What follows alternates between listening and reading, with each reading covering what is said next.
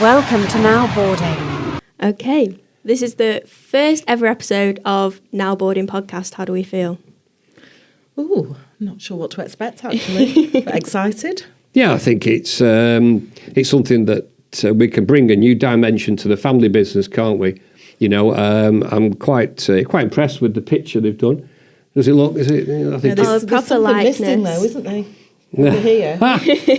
Me. Well, just to give you some background, this is our first podcast, and I think the great thing about this is we're going to tell the truth, the whole truth, and nothing but the truth. Absolutely. I'm Phil Nuttall, or Fingers Phil, as people call me in the industry. And today I've brought along, in fairness, if we're talking about the truth and the whole truth, I've brought the Counsel for Defence, which will be my wife, Paula, and Olivia is going to keep us in check. Is that correct? Absolutely. Yeah, and we're going to give you a bit of a background, I think, into how we started the business and actually a little bit of how we both came into the industry, because the travel industry is what ultimately brought Paula and myself together. So, all right, no spoilers. No spoilers. No, go on, you fire away. Okay, let's get straight into it. So, the business started in 1959. How did that all begin? Where did it come from? Where did it come from? It came from Stoke. So the family were all Stokies, you know, from Pitts Hill. So we brought up on oatcakes and cheese. My granddad, Eric, and Lena, his wife, they had a post office in Pitts Hill, and they decided that it was the right thing to do for health reasons for the children to move to Blackpool. Because when they came to Blackpool with all the fresh sea air, the children never had any problems with things like asthma, etc. So off they moved to Blackpool, sold the post office and bought a post office in Blackpool on Highfield Road, which is where the business still is. Oh, really? Yeah, now. You know, and as they say, yeah, the rest is history. But, my granddad started the business and started selling holidays to landladies. And that was what he did, and coach trips and then train trips, etc., over the post office counter. Right. And then eventually got his ABTA licence, and flights became a big thing, of course. And those were the days when you could fly out to Costa Brava. Lorette de Mar was always popular, wasn't it, Paula?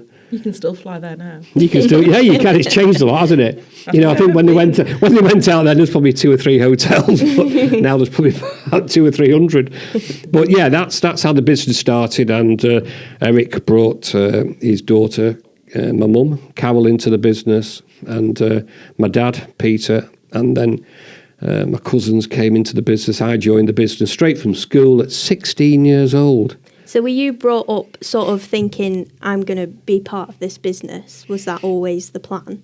I think there was always the plan in my mind. You know, my plan was to get out of school as quick as I could and get into work with my grandfather. I always wanted to work with him. He inspired me. So that was always in my mind. So probably I didn't do as well as I should have done at school.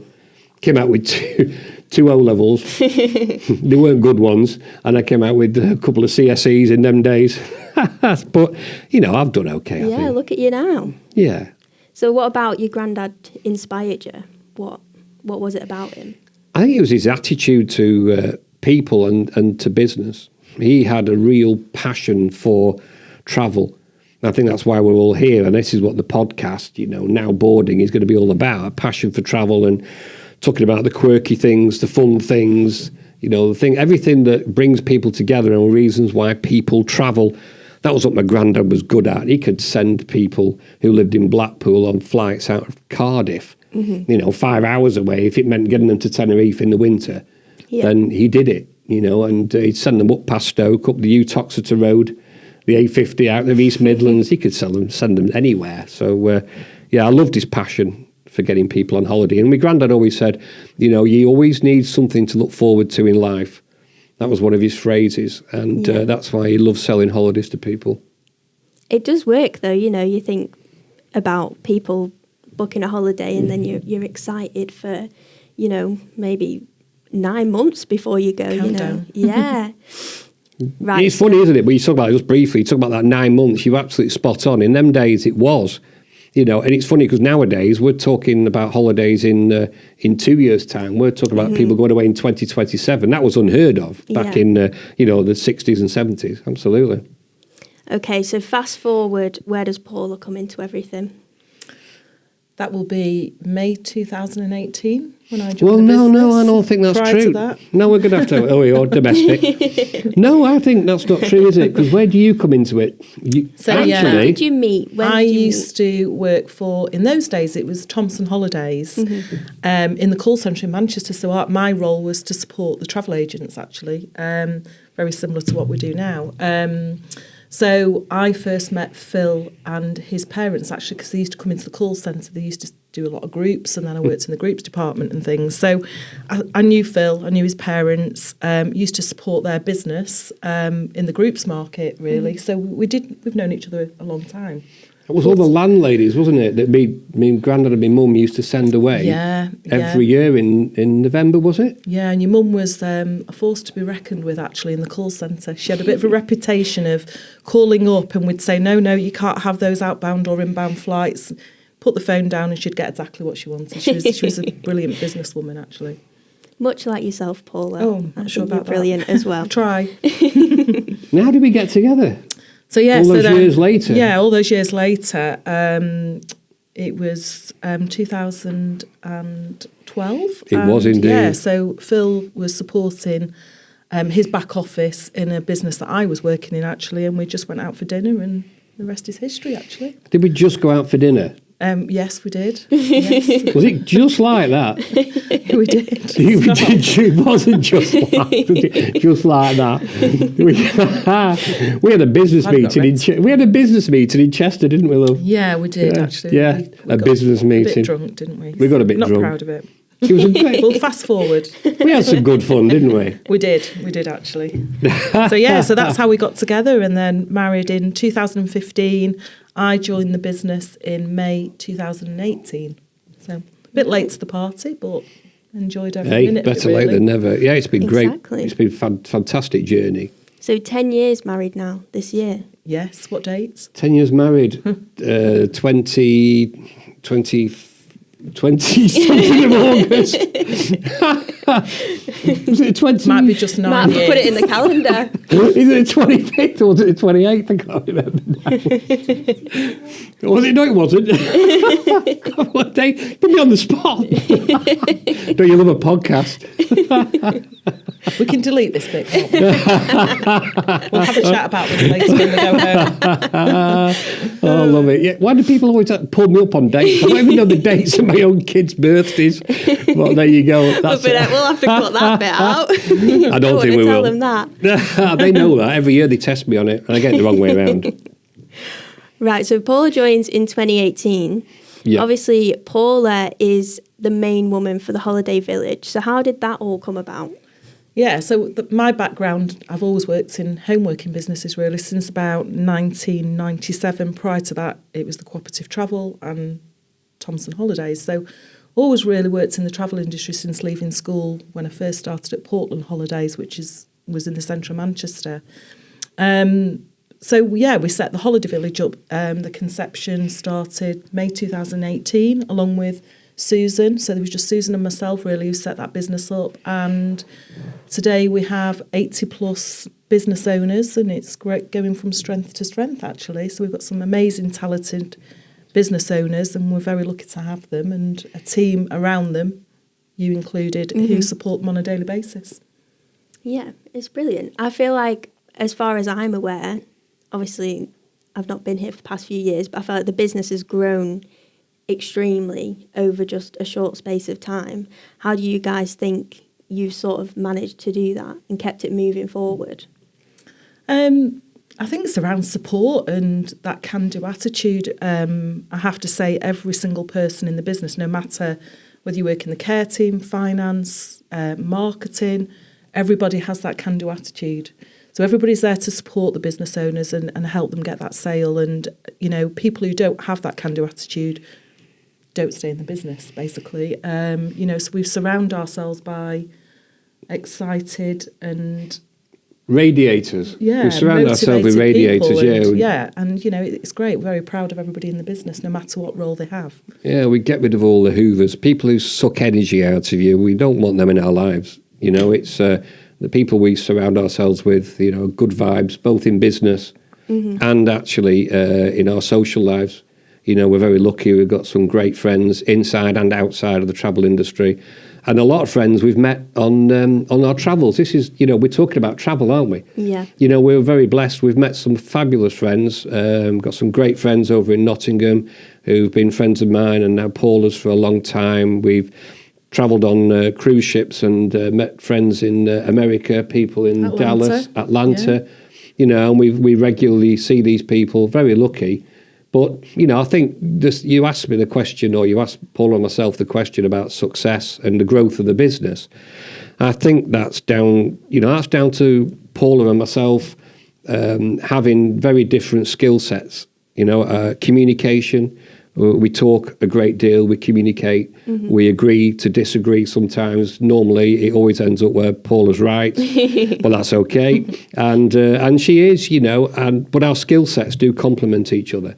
And I think that's really important. You know, it's I love working with my wife. You know, I know a lot of people say, "Oh, I could never work with my partner." I think it's the best thing that's ever happened to me. You know, I think she's been a great support, and and just recently, you know, she's got the rewards for that, winning the best homework in business. So, listen, I think that's what drives the success: the yin and the yang of Paula and myself, and our experience and passion for travel over the years. And I feel like you really do get that family vibe when you come into the business. You know, I'm not going to lie, I didn't expect to see so much of both of you.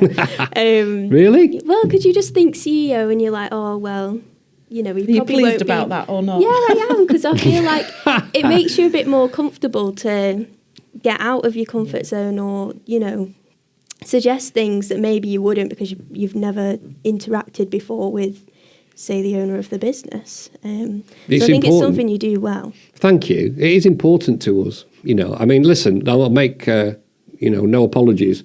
You know, it's we are very much hands-on involved in the business. We are trying. We're not getting any younger. We've been doing this. We've been in this industry. I've been in it 42 years. Yeah. So, you know, there comes a point where we have to try and slow down a bit, and then you drag me in to do a podcast. So I'm thinking, here we go. But so, you know, but I think that, the point is that we got to make sure that we go back to that thing before. We surround ourselves with people we trust, people who share our ambition and our passion, our vision and our goals. That's important, so that Paul and myself can actually, you know, just take a little bit of a step down, but we'll always be involved in the business. You know, you never escape it, even when you're on holiday. You know, you never escape it if you're running a travel business. Yeah, that perfectly leads me on to what I was going to ask next. Obviously, you know, you've got all these employees under you, you're owning a business, but you work in travel. So you need to be travelling, getting out there in the world. How do you sort of manage going on personal holidays rather than business holidays? Why don't you talk about, how did we start with, I mean, my first holidays, what your first holidays, because you used to come to Blackpool, didn't you, on your... Yeah, so I never went on a plane until I was 18 because my mum wouldn't fly. Wow. So our holidays, bizarrely, was spent twice a year in Blackpool. Yeah, twice a year. And we did a twin centre once, so we did a week at one hotel and then a week at another hotel. So, we always came to Blackpool, and this is where we live now. So that's quite bizarre. What was your first holiday abroad? Who was it with? It was with my sister, and we went, it's a bit of a story here. Go on, what happened? No, I can't. Yeah, you can. No, I We're on a can't. podcast. No, I can't. What happened? Well, basically, I'd never been on a plane before, so she said to me, we used to both work for Portland Holidays, and she said, actually, you need to go home, you need to pack because we're going away in 2 days. And I said, where are we going? She said, we're going to Corfu. And we're taking her daughter, Emma, who at the time was about 9. And the three of us went off to Corfu, first time on a plane, so excited. And then she left me for a day and a half with Emma. And the rest is... was it a Shirley Valentine? Yeah, it was a Shirley Valentine. But she left me with a daughter, some currency, and told me where I could walk down this dirt track to go to a taverna and have some lunch. And Emma kept saying, when's Mummy coming back? When's Mummy coming back? I said, I don't know, but when she does, I'm going to kill her. So. Yeah, but we did have a great time. That's travel, isn't it? Yeah, exactly. But we had a great time and lots of fun. My first holiday was actually the company you work for, which was Thompson Holidays. Thompson Holidays, I was very lucky. Mum and Dad took us on a cruise, and it was on a ship called the Ithaca. So that was around the Greek islands. Never forget, one of the ports of call we got off at was in Lebanon. So you can imagine, can't you? It was just before all the trouble started, and I got off. I'd never been exposed to this, and I got off the ship, and all the cars and all the buildings had holes in them. That was in Beirut. So that was in the early days when you could still go there, but it was it's a beautiful place. It still is. A shame, but my travels go back. That's when I first started. And so I was very lucky. Yeah, first holiday I remember really. You recently went to Nashville as well, didn't you? We did. I mean, that was just... Yeehaw. Oh, it was just brilliant. We had such an amazing time. And actually, the Nashville Tourist Board, we've been speaking to since and really trying to promote Nashville as a destination, really. Direct flights now, I believe, with Aer Lingus as well. So it's great. Out of Dublin. Out of Dublin, yeah. So it's great for the UK market now, but it's an amazing place. Yeah, what's your favourite thing about it? The music. Well, they call it Music City. It's hashtag Music City. So the music was literally every single bar you went into, it was live music from morning until night. It was just amazing. And we love live music, don't we? So. We do. We had a fantastic time in Nashville. It really didn't disappoint. We had a very fortunate experience. There's a place there called the Grand Ole Opry, which has got history as long as your arm. And so I would encourage people to check it out, online. And if you're in Nashville, you can't really go there without going to the Grand Ole Opry. Yeah, 100 years, isn't it? This year, yeah. And, we were very lucky. We got there. They have normally have 6 acts. So each act does 3 songs. It's live. It's on the radio. It's live. It's recorded. And that's the unique thing about it. And so the artists come on. They stand in the famous circle. And they perform. You don't know who you're going to see until you get there. They give you the list of who's appearing, and you look down and you sort of like think, oh yeah, I might know them, or no, I don't know who that is. Then the last artist to perform when we were there was a gentleman called Don Schultz. Yeah. And I thought, Don Schultz, I'm not sure about that. This guy came on, told a few stories, played a song that he'd written. He was a singer-songwriter. So he played a song that he'd written. Thought, yeah, that's quite cool. Then he said, I'm going to play you another song. He said, it's from a very famous film. He said, you might know it. He says, but I wrote it.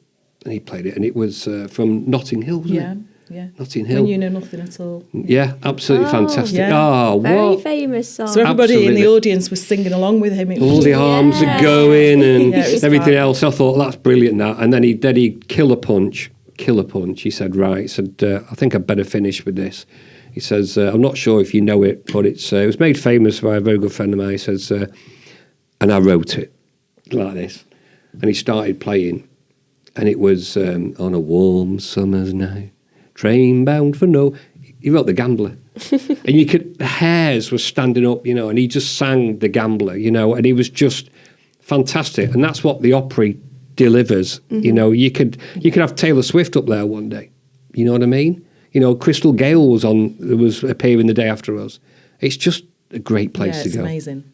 Nashville delivers. Yeah. Absolutely delivered. Got the cowboy boots. You got the cowboy boots, you had And your the cowboy Stetson. hat, didn't you? I bought a real live Stetson. It cost me $350, but I've got to tell you, it's worth every penny. A real Stetson. So yeah, it was a great experience. But that's where you go away. Travels, you buy things, memorabilia, creating memories. Yeah. So yeah, it's wonderful. Absolutely.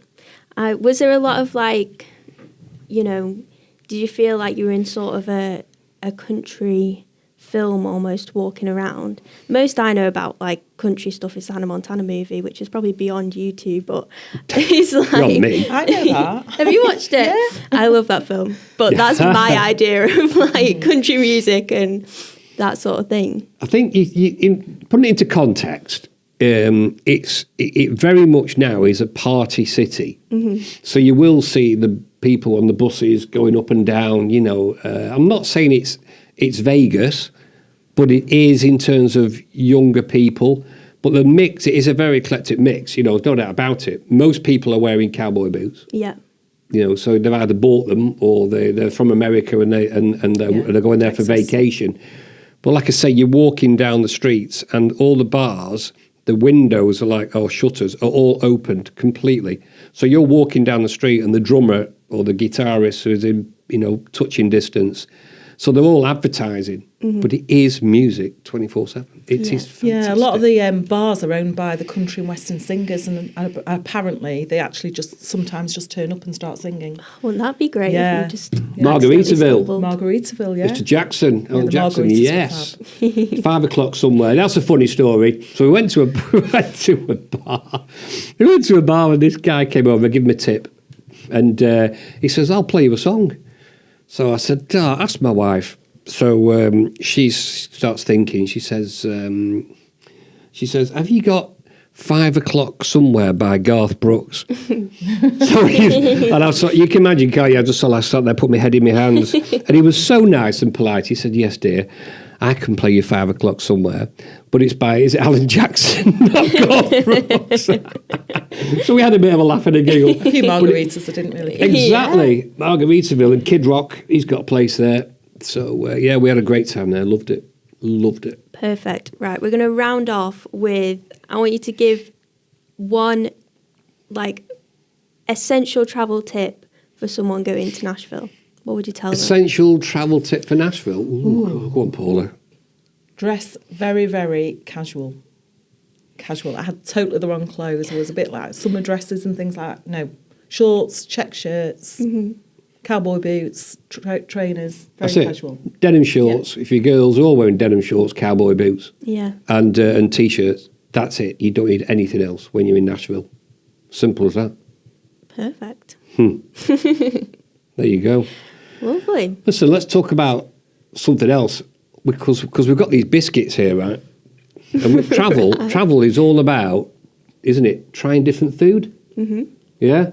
So I think what we're going to do here is, we do our podcasts. Yeah. We're going to talk about food as well in different places in the world. So if people want to send us food, we'll try it, we'll taste it, we'll test it from somewhere. But this is a good one because it's very themed, isn't it? Is it a nice biscuit? Nice. Or is it a nice biscuit? Nice biscuit. Oh. See, there's a dilemma, isn't it? Nice or nice. And you know what? I don't think the size of these has changed. Unlike a lot of biscuits nowadays seem to have shrunk. But, very appropriate, when we visited one of our favourite places is the south of France. Yeah. And we've got some good friends there. Mm-hmm. We've had some great travels there. We've done the Grand Prix in the south of France, Monaco Really? Grand Prix on a ship. My boyfriend John would be so jealous of that. That's his dream, to go to Monaco. Yeah, docking the bay of Monaco and going to the Grand Prix. Yeah, it was brilliant, wasn't it? We were very lucky. Yeah. Rained all day, but it didn't matter. It was just fab. Absolutely fab. Well, I think, from our point of view, we just want people to understand that we've got a great business. The Travel Village Group has been built by Paul and myself. It's been grown by us and with the help of the people in the business. And we care passionately about it and about the people in it and most importantly, our customers. Because if we don't have customers, then we don't have a business. So everything we do and everything we put in place on this journey is all about the customer. It's really important to us both. We care passionately about that. Perfect. I think that's a perfect ending statement. Thank you. Thank you very much. Tune in to the next podcast. Absolutely. Where we're going to have some real fun. Take care. Bye. Bye-bye now.